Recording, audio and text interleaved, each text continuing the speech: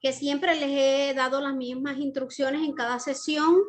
No trato de ser muy estricta en cuanto a que hasta que yo termine de explicarles la temática que tenemos programada, ustedes pueden hacer sus preguntas. No. Recuerden que la dinámica es que conforme vaya hablando con ustedes y vayamos desarrollando, digamos, cada subtema y ustedes tengan alguna duda o vayan a compartir también alguna experiencia, sin ningún problema, ustedes puedan participar y así vamos evacuando todas esas dudas que ustedes tengan, porque quiero que queden lo más claro posible.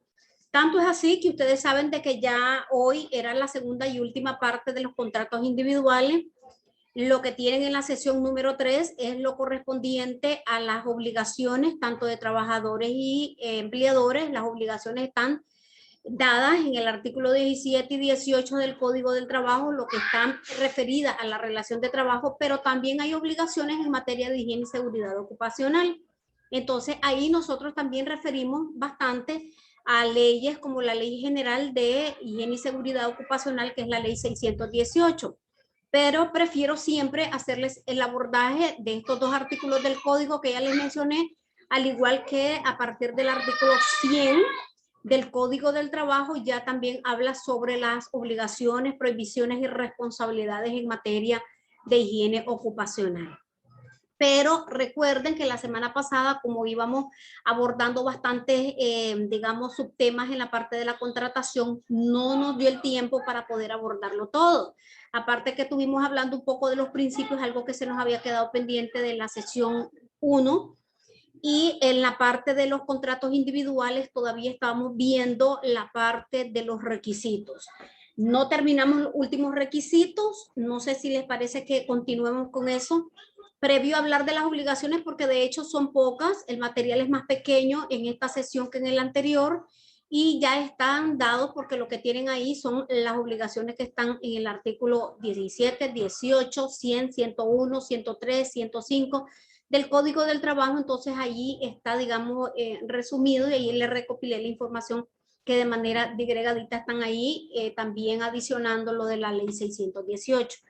Entonces vamos a terminar con los contratos para que quedemos claros de ello, y cualquier duda que ustedes tengan, excepto que si ya la tienen, ya está ahí, no hay ningún inconveniente, las podemos aclarar o les podemos responder sin problema. La parte de las preguntas, o sea, no sé si ustedes tienen preguntas y quieren que iniciemos con la sesión de preguntas y respuestas, no hay ningún inconveniente por mi parte. Pero si todo está claro hasta el momento, hasta lo que llevamos, entonces podemos continuar siempre con la parte de contrato. Son como 3 diapositivas adicionales.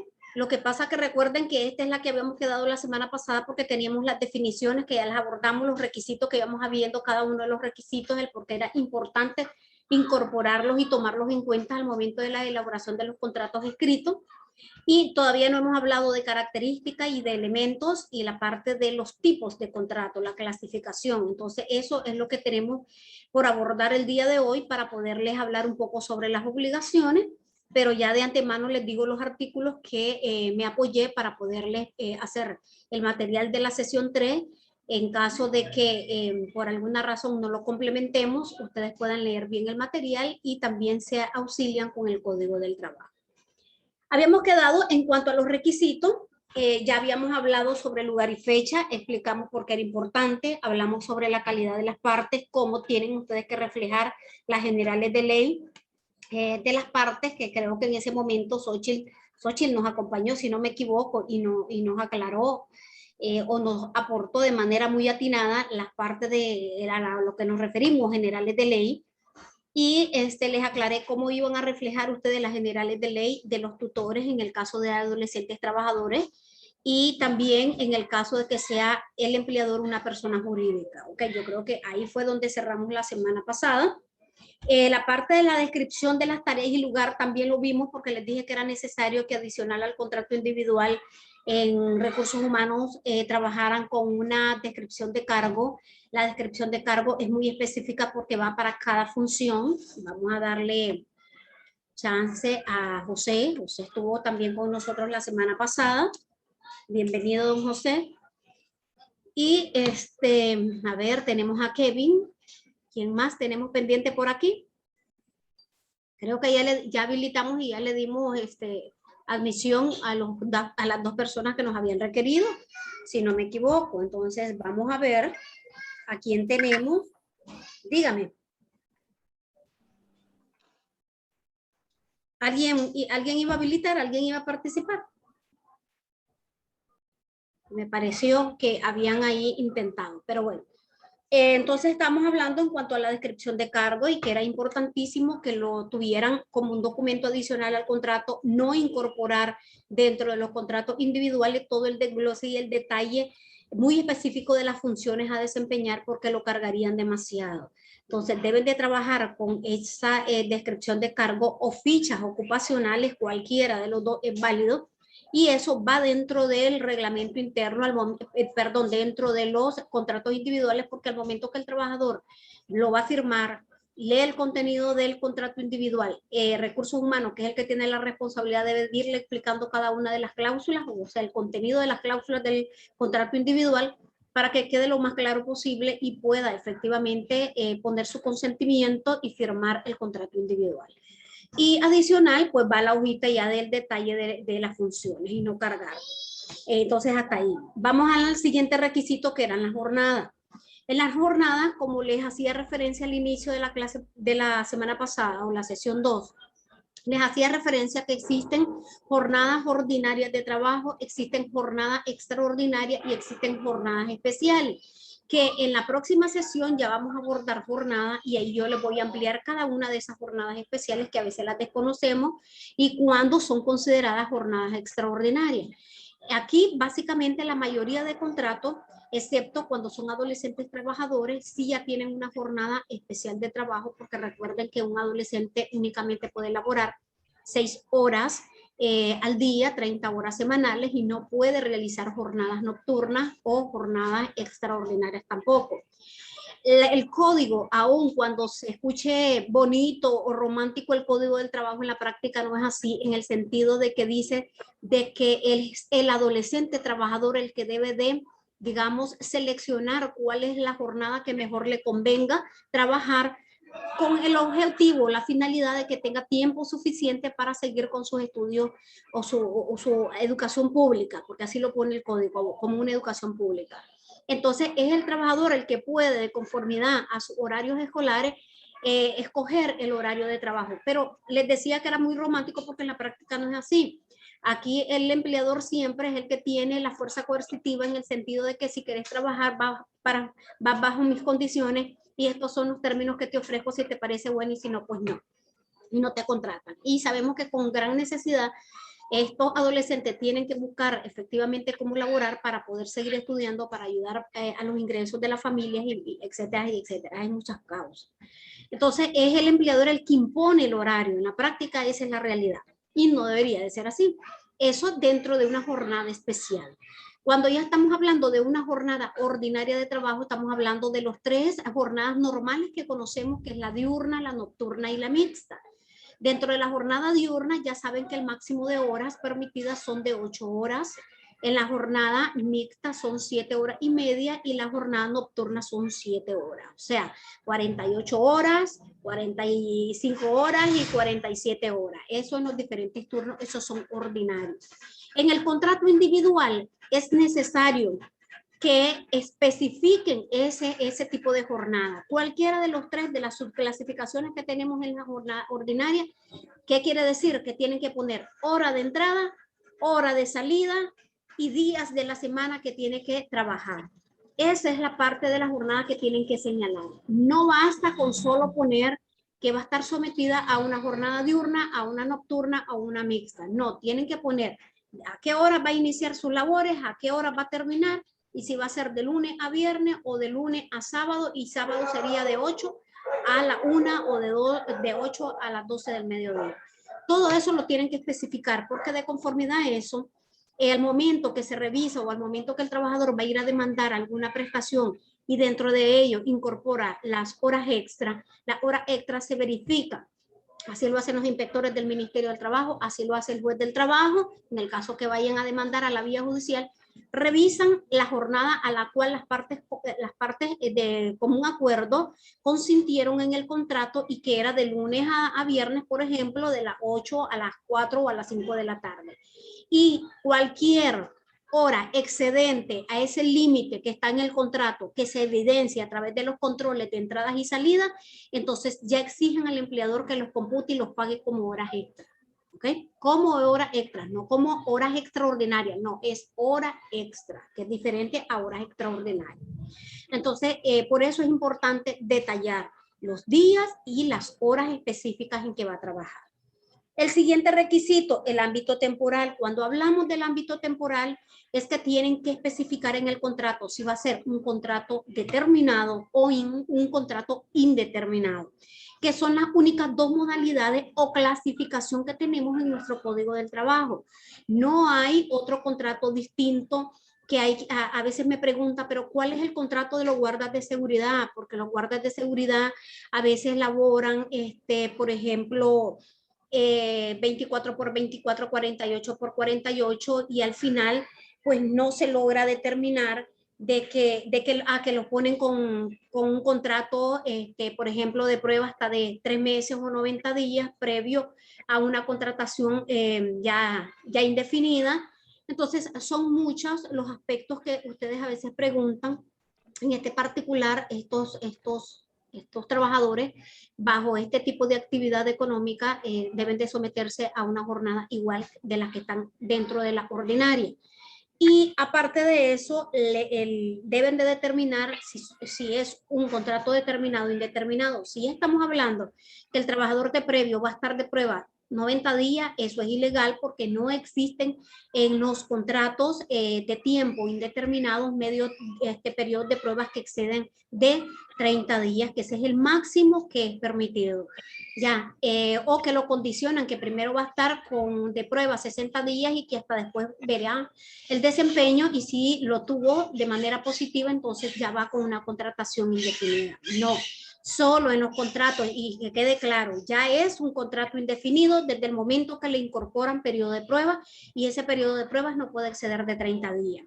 Los contratos determinados no tienen periodo de pruebas. Si a usted me la van a contratar por 6 meses, no tienen por qué incorporarles periodo de prueba, porque por naturaleza el contrato determinado tiene una fecha de inicio y ya tiene pactado una fecha de finalización. ¿Okay? Entonces es importante que determinen. Si en el contrato, perdón muchachos, si en el contrato individual ustedes miran que no lo refleja ni al inicio ni al final, se logra identificar el tipo de contrato, entonces en caso de vacío, en caso de que el empleador adrede o vio incluir o especificar el tipo de contrato, se asume que este es un contrato por tiempo indefinido. ¿Ok?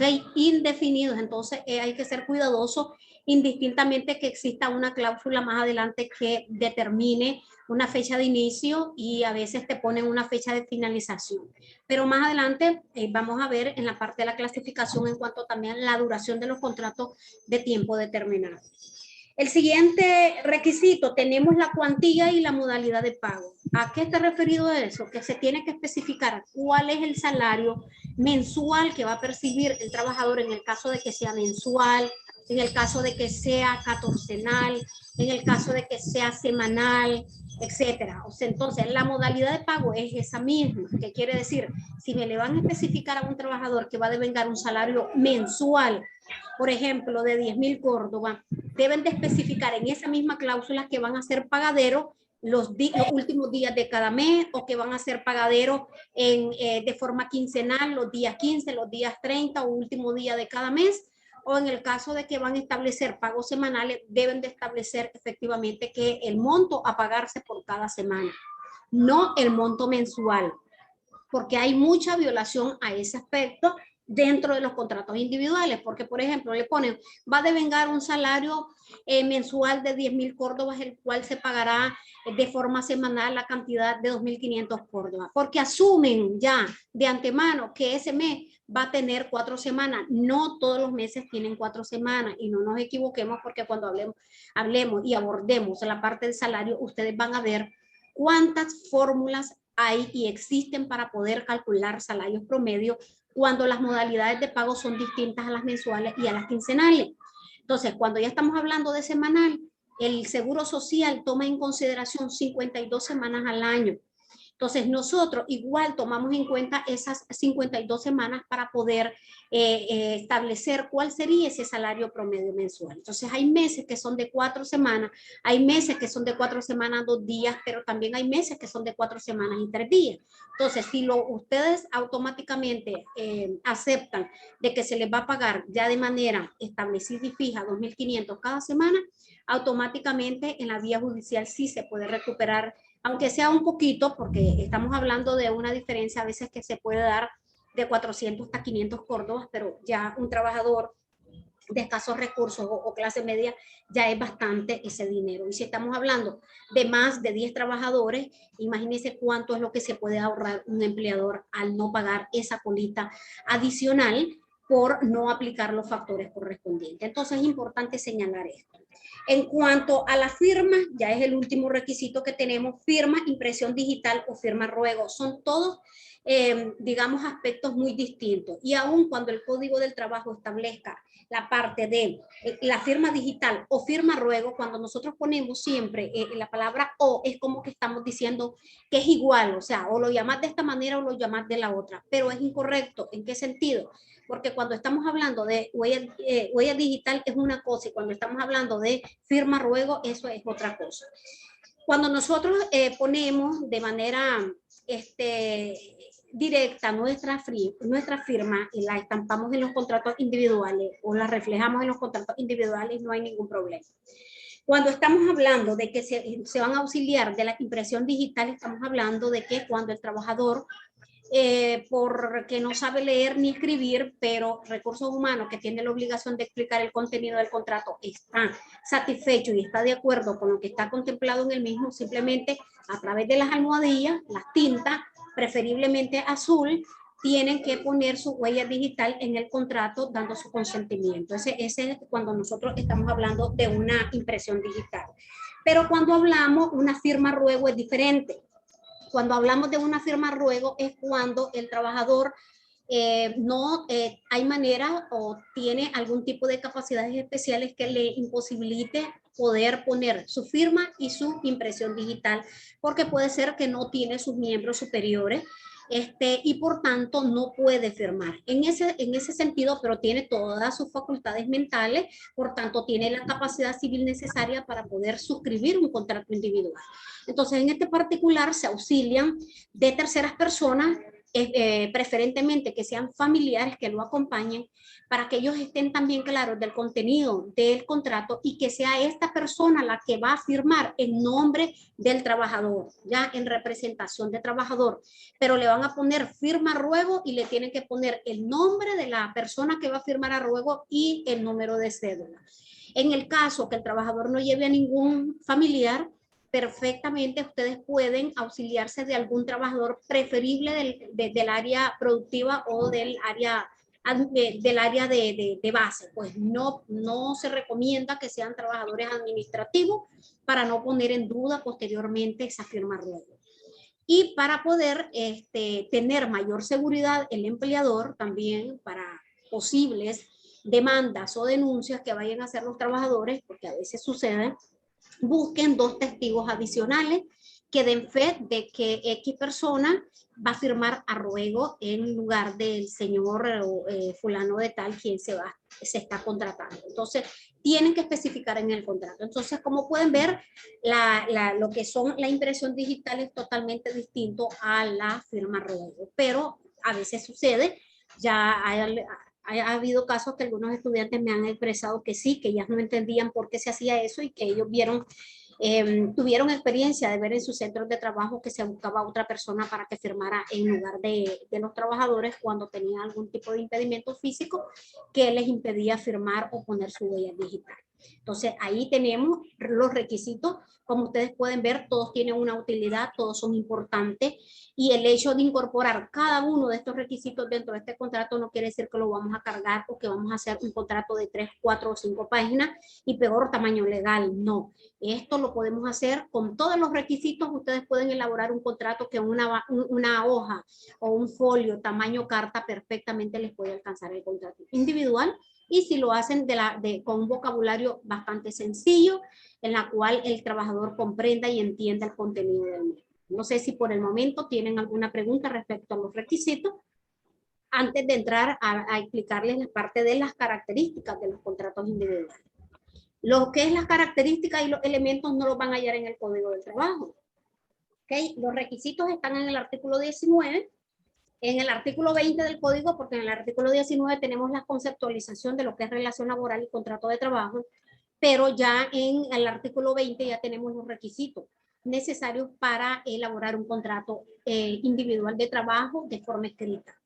No sé si hay preguntas. Kevin, Francisco, Xochitl. A ver, ¿qué son los que lo... No, profesora, no tengo preguntas. Perfecto. Pues solo una observación tendría. Dígame. Bueno, yo no he visto, como estuvo hablando de la firma a ruego, de las personas que no tienen la capacidad de firmar, bueno, en el transcurso del tiempo que yo tengo, no he visto pues una firma o sea, un contrato así, que una empresa, valga la redundancia, contrate a un trabajador con una firma a ruego. No, yo no he tenido la dicha o la experiencia de ver eso. O sea, no sé si usted sí lo ha tenido.